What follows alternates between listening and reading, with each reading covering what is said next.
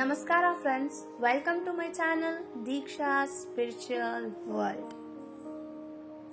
Friends, ಈ ವಿಡಿಯೋದಲ್ಲಿ ನಾವು ಹೇಗೆ ಬ್ರಹ್ಮಾಂಡದೊಂದಿಗೆ ಸಂಪರ್ಕ ಹೊಂದೋದು ಮತ್ತು ನಾವು ಬ್ರಹ್ಮಾಂಡದೊಂದಿಗೆ ಸಂಪರ್ಕ ಹೊಂದಿದ್ರೆ ಅದನ್ನ ಹೇಗೆ ತಿಳಿದುಕೊಳ್ಳೋದು ಎಂಬುದರ ಬಗ್ಗೆ ನಿಮ್ಗೆ ತಿಳಿಸ್ಕೊಡ್ತಾ ಇದ್ದೀನಿ. ಫ್ರೆಂಡ್ಸ್, ಈ ವಿಡಿಯೋನ ಶುರು ಮಾಡೋದಕ್ಕೂ ಮುಂಚೆ ಎಲ್ಲರೂ ಲೈಕ್ ಬಟನ್ ನ ಪ್ರೆಸ್ ಮಾಡಿ, ಯಾಕಂದ್ರೆ ನಿಮ್ಮ ಒಂದು ಲೈಕ್ ನಿಂದ ನನ್ನ ಈ ವಿಡಿಯೋ ತುಂಬಾ ಜನಕ್ಕೆ ತಲುಪುತ್ತೆ. ಹಾಗಾಗಿ ಈಗ ವಿಚಾರಕ್ಕೆ ಬರೋಣ. ಯೂನಿವರ್ಸ್ ಅಂದ್ರೆ ಏನು? ಯೂನಿವರ್ಸ್ ಅಂದ್ರೆ ಒಂದು ಎನರ್ಜಿ. ಈಗ ನಾವೆಲ್ಲರೂ ಕೂಡ ಒಂದೊಂದು ಎನರ್ಜಿ. ಹಾಗೆಯೇ ಯೂನಿವರ್ಸ್ ಒಂದು ಅತ್ಯುನ್ನತವಾದ ಎನರ್ಜಿ. ಬ್ರಹ್ಮಾಂಡಕ್ಕೆ ಯಾವುದೇ ರೀತಿಯಾದಂತಹ ಭಾಷೆ ಗೊತ್ತಿಲ್ಲ. ನಿಮ್ಮ ಫ್ರೀಕ್ವೆನ್ಸಿ ಮತ್ತೆ ಬ್ರಹ್ಮಾಂಡದ ಫ್ರೀಕ್ವೆನ್ಸಿ ಒಂದೇ ಆದಾಗ ನಮ್ಮ ಜೀವನದಲ್ಲಿ ನಾವು ಬಯಸಿದ್ದನ್ನೆಲ್ಲ ಪಡಿತಾ ಹೋಗ್ತೀವಿ. ನಾವೇನಾದ್ರೂ ಗೊಂದಲ, ಬೇಜಾರು, ಭಯ, ಈ ರೀತಿಯಾದಂತಹ ನೆಗೆಟಿವ್ ಫೀಲಿಂಗ್ಸ್ ಬಗ್ಗೆನೆ ನಮ್ಮ ಎನರ್ಜಿ ಹೋಗ್ತಾ ಇದ್ರೆ ನಮ್ಮ ಲೈಫ್ ಅಲ್ಲಿ ಬರೀ ಇದನ್ನ ಮಾತ್ರ ಯೂನಿವರ್ಸ್ ಇಂದ ನಾವು ಪಡಿತಾ ಹೋಗ್ತೀವಿ. ಅದೇ ನಾವು ನಮ್ಮ ಲೈಫ್ ನಲ್ಲಿ ಖುಷಿಯಾಗಿದ್ದು ತೃಪ್ತಿಕರ ಜೀವನದಿಂದ ಪಾಸಿಟಿವ್ ಮೈಂಡ್ ಸೆಟ್ ಇಂದ ಜೀವನ ನಡೆಸ್ತಾ ಇದ್ರೆ ಯೂನಿವರ್ಸ್ ಇಂದ ಅದನ್ನ ಮಾತ್ರ ನಾವು ಪಡಿತಾ ಹೋಗ್ತೀವಿ. ಈಗ ನೀವು ಈ ವಿಡಿಯೋನ ನೋಡ್ತಾ ಇದ್ದೀರಾ, ಇದಕ್ಕೆ ಏನ್ ಹೇಳ್ತೀವಿ ಅಂದ್ರೆ ಯೂನಿವರ್ಸ್ ನ ಬ್ಲೆಸ್ಸಿಂಗ್ಸ್.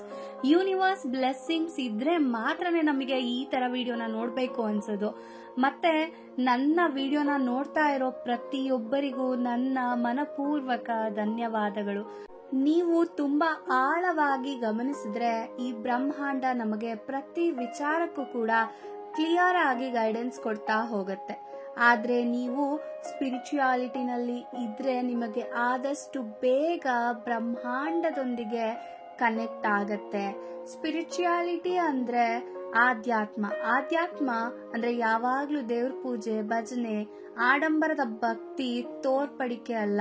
ನಮ್ಮ ಮನಸ್ಸನ್ನ ಶುದ್ಧವಾಗಿ ಶಾಂತವಾಗಿ ಇಟ್ಕೊಂಡು ನಮ್ಮ ದೇಹವನ್ನ ವ್ಯಾಯಾಮ, ಯೋಗ ಮತ್ತು ಧ್ಯಾನದ ಮೂಲಕ ಆರೋಗ್ಯಕರವಾಗಿ ನೋಡ್ಕೊಳ್ತಾ, ಇತರರಿಗೆ ಕೇಡು ಬಯಸದೆ ಎಲ್ಲರಿಗೂ ಪ್ರೀತಿಯನ್ನ ಹಂಚುತ್ತಾ, ಇತರರ ಬಗ್ಗೆ ಮಾತಾಡಿ ನಿಮ್ಮ ಎನರ್ಜಿಯನ್ನ ಹಾಳು ಮಾಡಿಕೊಳ್ಳದೆ ನಿಮ್ಮ ಜೀವನದ ಒಳಿತಿನ ಬಗ್ಗೆ ಧನಾತ್ಮಕವಾಗಿ ಚಿಂತನೆಗಳನ್ನ ಇಟ್ಕೊಳ್ಳೋದು.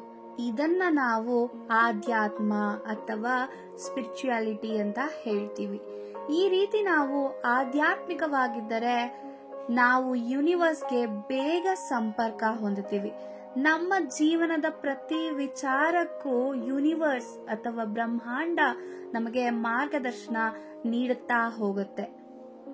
ನೋಡಿ ಸ್ನೇಹಿತರೆ, ಹೀಗೆ ನಾವು ಆಧ್ಯಾತ್ಮಿಕವಾಗಿದ್ದು ಒಳಿತಿನೆಡೆ ಗಮನವನ್ನ ಇಟ್ಟು ನಮ್ಮ ಜೀವನದಲ್ಲಿ ಇರುವುದರ ಬಗ್ಗೆ ತೃಪ್ತಿ ಹೊಂದ್ಕೊಂಡು ನಮ್ಮ ಜೀವನದ ಗುರಿಯನ್ನ ಗಮನದಲ್ಲಿಟ್ಟುಕೊಂಡು ಜೀವನವನ್ನ ನಡೆಸ್ತಾ ಇದ್ರೆ ನಾವು ಯೂನಿವರ್ಸ್ ಜೊತೆ ಸಂಪರ್ಕವನ್ನ ಹೊಂದುತ್ತೀವಿ. ಈಗ ನಿಮ್ಗೆ ಗೊತ್ತಾಯ್ತು ಬ್ರಹ್ಮಾಂಡದ ಜೊತೆ ಹೇಗೆ ಸಂಪರ್ಕವನ್ನ ನಾವು ಹೊಂದಬಹುದು ಅಂತ. ಈಗ ನಿಮ್ಮೆಲ್ಲರಲ್ಲಿ ಒಂದು ಕ್ವೆಶ್ಚನ್ ಉದ್ಭವಿಸ್ತಾ ಇರಬಹುದು. ಏನಪ್ಪಾ ಅಂದ್ರೆ, ಬ್ರಹ್ಮಾಂಡದ ಜೊತೆಗೆ ನಾನು ಕನೆಕ್ಟ್ ಆಗಿದ್ದೀನಾ ಇಲ್ವಾ? ಕನೆಕ್ಟ್ ಆಗಿದ್ರೆ ಹೇಗೆ ತಿಳ್ಕೊಳ್ಳೋದು ಅಂತ. ನಾವೇನಾದ್ರೂ ಬ್ರಹ್ಮಾಂಡದ ಜೊತೆ ಸಂಪರ್ಕ ಹೊಂದಿದ್ರೆ ಮೊದಲನೇದಾಗಿ ನೀವು ರಿಪೀಟೆಡ್ ಆಗಿ ಒಂದೇ ತರಹದ ಸಂಖ್ಯೆಗಳನ್ನ ಯಾವಾಗ್ಲೂ ನೋಡ್ತಾ ಇರ್ತೀರಾ. ಫಾರ್ ಎಕ್ಸಾಂಪಲ್ 111, 222 ಅಥವಾ 9900 ಈ ತರ ನಿಮ್ಮ ಗಡಿಯಾರದಲ್ಲಿ, ನಿಮ್ಮ ಮೊಬೈಲ್ ನಲ್ಲಿ, ಟಿವಿನಲ್ಲಿ ಅಥವಾ ನೀವು ಆಚೆ ಹೋದಾಗ ಈ ರೀತಿ ಸಂಖ್ಯೆಗಳು ನೀವು ನೋಡ್ತಾ ಇದ್ದೀರಾ ಅಂದ್ರೆ ಅದು ನಿಮಗೆ ನಿಮ್ಮ ಸ್ಪಿರಿಟ್ ಗೈಡ್ ಇಂದ ಬರ್ತಾ ಇರೋ ಮೆಸೇಜಸ್. ಈ ಸಂಖ್ಯೆಗಳ ಮೂಲಕ ನಿಮಗೆ ಬ್ರಹ್ಮಾಂಡ ನೀವು ಸರಿಯಾದ ದಾರಿಯಲ್ಲಿ ನಡೀತಾ ಇದ್ದೀರಾ ಅಂತ ಹೇಳ್ತಾ ಇರುತ್ತೆ. ಇದು ಒಂದು ಪವರ್ಫುಲ್ ಸೈನ್ ನಿಮ್ಗೆ ಬ್ರಹ್ಮಾಂಡ ಕೊಡ್ತಾ ಇದೆ. ನೆಕ್ಸ್ಟ್ ಏನು ಅಂದ್ರೆ, ನೀವು ಆಳವಾದ ಅಚಲವಾದ ಮನಃಶಾಂತಿಯನ್ನ ಹೊಂದಿರ್ತೀರ. ನಿಮ್ಮ ಜೀವನದ ಉದ್ದೇಶದೊಂದಿಗೆ ನೀವು ಸಾಮರಸ್ಯವಾಗಿ ಬದುಕ್ತಿರ್ತೀರಾ. ಇದರಿಂದ ನೀವು ಹೆಚ್ಚು ಆಂತರಿಕ ಶಕ್ತಿಯನ್ನ ಹೊಂದಿರ್ತೀರಾ. ನಿಮ್ಮ ಜೀವನದಲ್ಲಿ ನೀವು ಪರಿಪೂರ್ಣವಾಗಿಲ್ಲದಿದ್ದರೂ ಸಹ ನೀವು ತೃಪ್ತಿ ಮತ್ತು ಶಾಂತಿಯನ್ನ ಅನುಭವಿಸ್ತಾ ಇರ್ತೀರಾ. ಈ ಶಾಂತಿಯು ನಿಮಗೆ ವಿಶ್ವದೊಂದಿಗೆ ಕನೆಕ್ಟ್ ಮಾಡಿರುತ್ತದೆ. ಇನ್ನೊಂದೇನು ಅಂದ್ರೆ ಅನಿರೀಕ್ಷಿತ ಅವಕಾಶಗಳು. ಬ್ರಹ್ಮಾಂಡವು ನಿಮಗೆ ಅನಿರೀಕ್ಷಿತ ಅವಕಾಶಗಳನ್ನ ಸೃಷ್ಟಿಸುತ್ತಿರುತ್ತದೆ. ಅಂದ್ರೆ ನಿಮಗೆ ಹೊಸ ಕೆಲಸದ ಬಗ್ಗೆ ಫೋನ್ ಕರೆಗಳನ್ನ ನೀವು ಪಡೆಯಬಹುದು, ಅಥವಾ ಜೀವನದಲ್ಲಿ ಬೇರೆ ದಿಕ್ಕಿನಲ್ಲಿ ಚಲಿಸುವ ಅವಕಾಶಗಳನ್ನ ನೀವು ಪಡೆಯಬಹುದು. ನೆಕ್ಸ್ಟ್ ಏನಪ್ಪಾ ಅಂದ್ರೆ ನಿಮ್ಮ ಕನಸಿನಲ್ಲಿ ವಿಶ್ವದಿಂದ ಸಂದೇಶಗಳನ್ನ ನೀವು ಪಡೆಯುತ್ತೀರಿ. ಕೆಲವೊಮ್ಮೆ ಬ್ರಹ್ಮಾಂಡ ನಿಮ್ಮ ಜೀವನದಲ್ಲಿ ಸಂಭವಿಸುವ ವಿಚಾರಗಳನ್ನ ಕನಸಿನ ಮೂಲಕ ತಿಳಿಸಿಕೊಡುತ್ತದೆ. ಆಗ ನೀವು ಹೆಚ್ಚು ಜಾಗರೂಕರಾಗಿದ್ದು ಆ ಸಂದೇಶಗಳ ಕಡೆ ಹೆಚ್ಚು ಗಮನ ಕೊಡಬೇಕು. ಮತ್ತೊಂದು ಸಂಕೇತ ಏನು ಅಂದ್ರೆ ಅನಿರೀಕ್ಷಿತ ಸ್ಥಳಗಳಲ್ಲಿ ಪ್ರಾಣಿಗಳನ್ನ ನೀವು ನೋಡೋದು. ಹೇಗೆ ಅಂದ್ರೆ ಒಂದ್ ಪ್ರಾಣಿ ನಿಮ್ಮ ಗಮನಾರ್ಹ ಸಮಯದಲ್ಲಿ ಕಾಣಿಸಿಕೊಳ್ಳುತ್ತದೆ, ಅಥವಾ ಪ್ರಾಣಿಯು ನಿಮ್ಮ ಗಮನವನ್ನ ಸೆಳೆಯುವ ರೀತಿಯಲ್ಲಿ ವರ್ತಿಸುತ್ತದೆ. ಇದು ಕೂಡ ನೀವು ಬ್ರಹ್ಮಾಂಡದೊಂದಿಗೆ ಸಂಪರ್ಕ ಹೊಂದಿರುವುದಾಗಿ ತಿಳಿಸುತ್ತದೆ. ಮತ್ತೊಂದೇನು ಅಂದ್ರೆ ಒಂದು ನಿರ್ದಿಷ್ಟವಾದ ಹಾಡನ್ನ ಪದೇ ಪದೇ ನೀವು ಕೇಳಿಸ್ಕೊಳ್ತಾ ಇರೋದು. ಇದು ಕೂಡ ನಮಗೆ ಬ್ರಹ್ಮಾಂಡದಿಂದ ಬರುತ್ತಿರುವ ಸೂಕ್ಷ್ಮ ಸಂದೇಶವಾಗಿದೆ.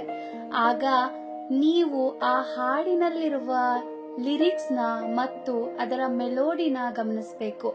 ಆ ಹಾಡು ಕೇಳಿದಾಗ ನಿಮಗೆ ಹೇಗೆ ಅನಿಸುತ್ತದೆ, ಆ ಹಾಡನ್ನ ಕೇಳಿಸ್ಕೊಳ್ತಿರುವಾಗ ನೀವು ಏನ್ ಯೋಚನೆ ಮಾಡ್ತಿದ್ದೀರಾ ಅದನ್ನ ನೀವು ಗಮನಿಸಬೇಕಾಗುತ್ತದೆ.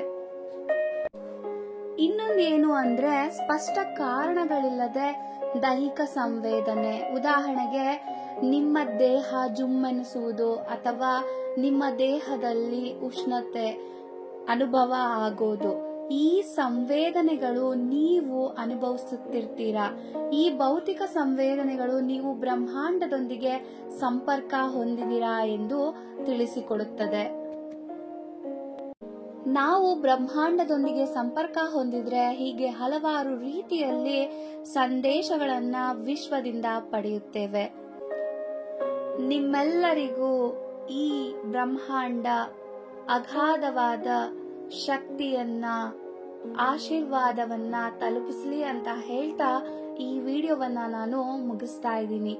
ಸ್ನೇಹಿತರೆ, ನಿಮಗೆ ನನ್ನ ಈ ವಿಡಿಯೋ ಇಷ್ಟ ಆಗಿದ್ರೆ ನಿಮ್ಮ ಆಪ್ತರೊಂದಿಗೆ, ಕುಟುಂಬದೊಂದಿಗೆ ಈ ವಿಡಿಯೋವನ್ನ ಶೇರ್ ಮಾಡಿ.